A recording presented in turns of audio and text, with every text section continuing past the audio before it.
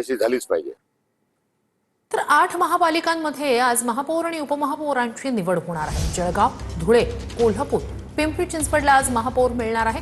नागपूर, अमरावती, सोलापूर, नाशिकमध्ये सुद्धा आज महापौर आणि उपमहापौरांची निवड केली जाणार आहे।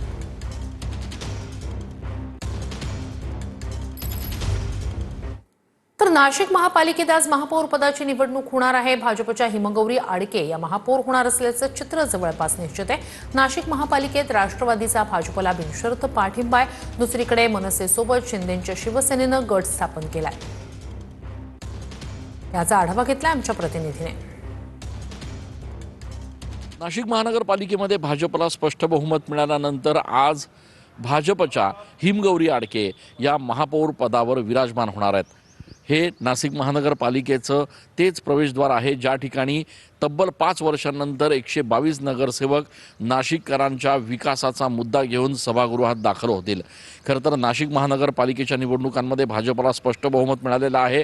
भाजपच्या वतीनं हिमगौरी आडके या महापौर पदाच्या उमेदवार आहेत, तर मच्छिंद्र सानप हे उपमहापौर पदाचे उमेदवार आहेत। दुसरीकडे घडामोडी ज्या आहेत त्या गेल्या 2 दिवसांपासून अत्यंत वेगाने घडत आहेत आणि त्याची तयारी सध्या प्रशासनाच्या वतीनं सुरू आहे। कॅमेरा पर्सन आकाश शेवलेसह मी चंदन पूजाधिकारी, TV9।